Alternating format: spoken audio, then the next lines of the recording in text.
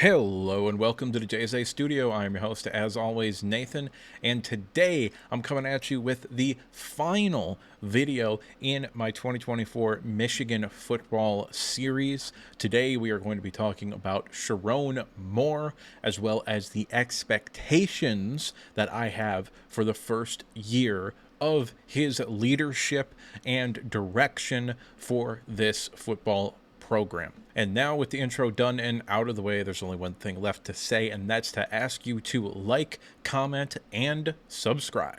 I figure the best place to start here would be the actual hiring of Sherrone Moore as the head coach for the Michigan Wolverines. The grade is pretty obviously an A+. I did have some reservations about him coming in, specifically how much of the coaching staff would stay behind and who he would hire to replace them. And as we talked about in the previous video, I think he did just about as good of a job as he possibly could have done. Pretty much the only person that I would have rather hired than Sherrone Moore was Jesse Minter, the defensive coordinator from this past year. And that was mainly because I felt like the defense was far more important in the success for this team than the offense. However, he decided to go back to the NFL, always sort of seemed like an NFL guy anyway, so it is what it is. I don't even particularly think he was really legitimately talked about in terms of becoming the next head coach, because it was pretty much, oh, it's going to be Sherrone Moore the second Jim Harbaugh announced he was leaving. And there is a lot of reasons to be happy with the Sherrone Moore hire.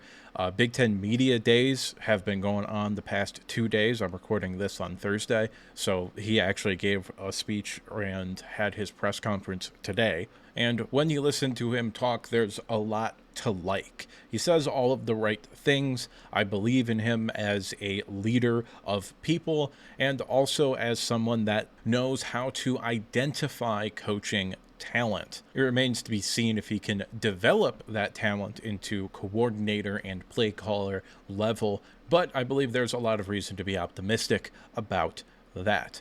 All in all, in terms of a general sort of summary here, I don't particularly think Michigan could have really done better than hiring Sherrone Moore. He was very obviously the guy from the start of the process. Pretty much everybody knew it too. And again, even though I probably would have preferred Jesse Minter, that doesn't mean a whole lot right now. The next topic I want to pivot into here is on the discussion of recruiting. I'm not going to break down prospects or their recruiting classes or their chances of getting other players. There are people that are actually interested in recruiting at the high school level that do that better than I could ever do. It's never been something that's particularly interested me. Every now and then I'll go and look at it, or I'll see on Twitter that some recruit committed, and then I'm like, oh, that's cool. And I think Michigan right now is sitting at like number 10 on the 247 composite in terms of class rankings. They're number 10, which means they're in the top 10. And this is something that I believe is going to be different under Sherrone Moore than it was under Jim Harbaugh. And that was mainly because it is a well-known fact that Jim Harbaugh didn't put nearly as much effort into recruiting as he probably could have. And that's not a knock against Jim Harbaugh. It's just that he himself wasn't very much of a recruiter. He'd kind of always been an NFL guy, really, at his heart. So I think he viewed recruiting as like a necessary evil, something that he had to deal with to be a coach at the college level, rather than as an aspect of being a coach at the college level. Jim Harbaugh also, especially early on in his tenure, also did kind of hire a bunch of NFL guys and guys that were not particularly good at recruiting. And that changed, honestly, in 2020. I think Jim Harbaugh was kind of seeing, the tea leaves, reading the tea leaves, so to speak, about what was coming. I don't think he expected it to be that bad as it was in 2020. However, you can see the roots of what he was going to do that next offseason before the 2021 season in the 2020 season. And that was hiring a bunch of young coaches that are personable. They know how to recruit. They know how to develop talent as well. And another thing that he started doing more so in his final 3 years than in his first 5 years, I guess, is that he also started to use analysts a little bit more and started to pay attention about who he hired as analysts and how they could help the program and help them come up with game plans and stuff like that. And Sherrone Moore has kind of took all of that and taken it to the next level. He's gone out and gotten big time analysts and big time coaches that are also high level recruiters that colleges did not want to see leave their program. Like Tennessee did not want to see Brian Jean Mary leave to go to Michigan, but they probably, realistically speaking, couldn't match the money that they were offering to give him here at Michigan. I think Lamar Morgan is a similar sort of situation. And we know for a fact that's why Tony Alford left Ohio State, is because he got like a $400,000 raise. And even though there is no, proof of it yet, a lot of Michigan insiders, people with actual connections, unlike myself, have been talking about how Michigan's NIL approach, even just in these past few months under Sherrone Moore, has changed dramatically. It is now something that is, oh yeah, this is like almost as important as culture and developing talent. Like, those are probably the three pillars of coaching college football, would be NIL and the money to go and get high-level players, your ability to develop players, and the culture to have them stick around in order to be developed. And in my opinion, Sherrone Moore has been doing a very good job at hyping up those three pillars and making sure that that is how this program is going to be ran. Now, I do think not this year, but next year might be a year where we kind of take our lumps a little bit, but I think that's got less to do with Sherrone Moore and kind of more to do with the fact that Jim Harbaugh during the second half of the season knew he was going to the NFL.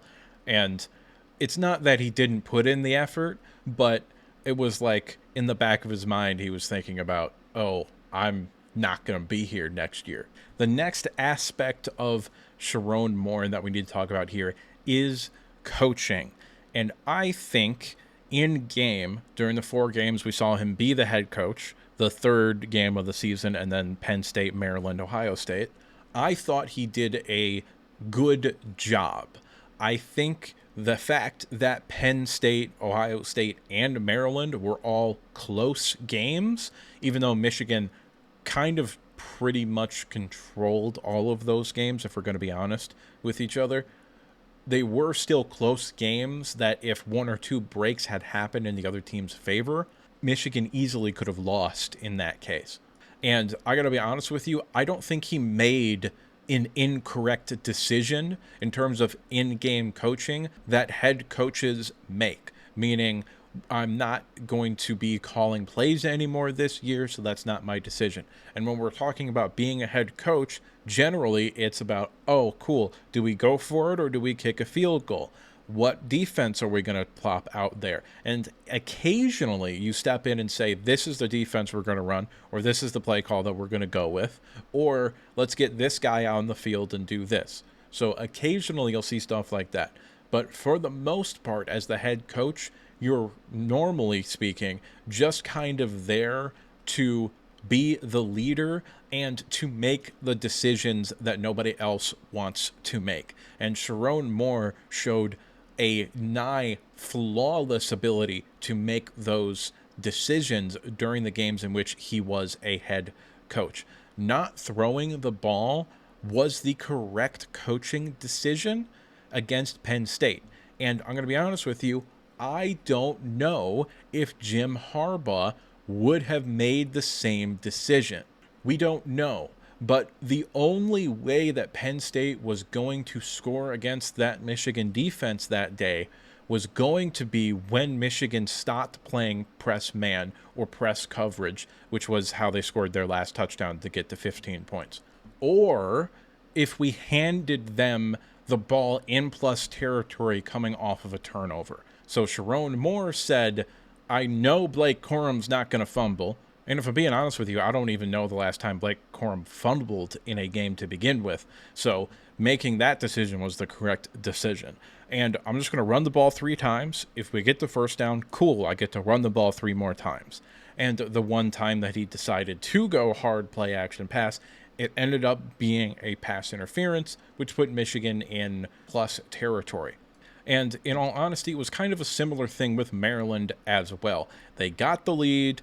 It was never really a question about what was going to happen. So he didn't really take a whole lot of risk in the second half because Michigan had I think like 15-point lead or something like that heading into the half. And then Maryland comes out, scores 2 touchdowns. We kick 2 field goals. All of a sudden, Maryland's only down by 5. And the game is very close. Maryland is capable of scoring pretty much from anywhere on the field. So, again, just like with Penn State, what did he do? Turn to the run game. If it works, cool. If it doesn't, I'm milking clock, and I'm not going to give Maryland the ball with any sort of real good field position. Like, if you remember, Maryland had like 3 drives right in a row until the safety that probably sealed the game, where they started like within the 10-yard line. So he made the right decision. He's just like, they're going to punt the ball to midfield. I'm going to run the ball. And if we get the first down, cool. Maybe I can then go for a field goal to put the game out of reach. Or we just punt the ball and pin them back inside the 10-yard line. And then just kind of milk this game to the end of it and then go beat Ohio State the next week. So all in all, I think Sherrone Moore did a very, very good job when it comes to in-game decisions. What remains to be seen is how the offense and defense looks like without Jim Harbaugh being the main guy doing the game planning, because that's what Jim Harbaugh did his last 3 years at Michigan. He was the main guy coming up with the game plan and stuff like that. And we don't really particularly know what Sherrone Moore is going to look like when that is the case, because Jim Harbaugh was still there during the week when they were suspended. So even though I don't particularly think there is a whole lot of reason for concern in that area, it is a unknown headed into this season. Now we get into the title of the video here a little bit. And this is something that has a little bit of nuance to it for a normal person, at least. And I'm not a normal person. I have a very definitive what the expectation is for this, but I'm going to step back from what is ultimately going to be my conclusion and just sort of talk about this as a broad deal. I don't think the media would be that unimpressed with Sherrone Moore if they went 8-4, especially if the losses were USC, Texas, Ohio State, and Oregon, because those are likely going to be top 20 teams preseason. And I would sort of categorize that as a quote-unquote realistic worst-case scenario would be 8-4. But if that happens, I think the fan base would be disappointed. And I think you would maybe start to see some rumblings about Sherrone Moore, even though it's only been 1 year, because they're losing a lot after this year. Like, they lost a lot last year. They're losing the rest of it this year. So I think if he did go 8-4 this year, that would raise the stakes for his second year significantly. Because I'm going to be honest with you, I'm assuming 8-4 is not good enough to be one of the 11 highest ranked teams, because the 12th team will be the Group of 5 champion. So I don't think Michigan could end up being ranked in the top 11 if they go 8-4. They might be ranked still, but probably not in the top 11. The next question would be, does he have to win the Big Ten in order for this to be a successful season? Well, we've done that each of the past 3 years. So is that the standard? And the answer to that is maybe. It depends upon how you look at it. I look at it differently.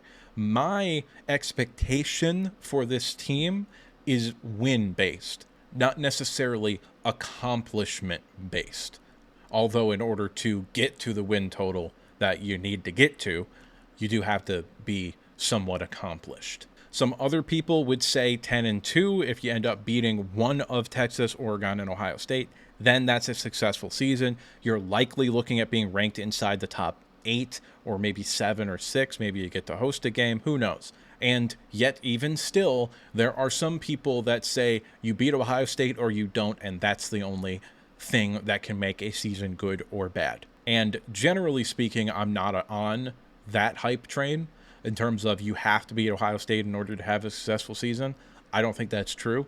However, before we get into what I believe the expectations should be, as this is the last video, we're going to take a little bit of a tangent to talk about some stuff that happened earlier on in the series.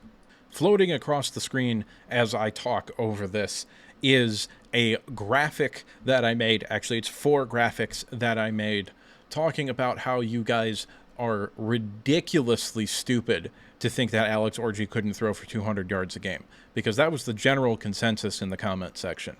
And I was planning on making, and even recorded the audio for, a rambling, ranting video discussing how you were being so ridiculously unreasonable.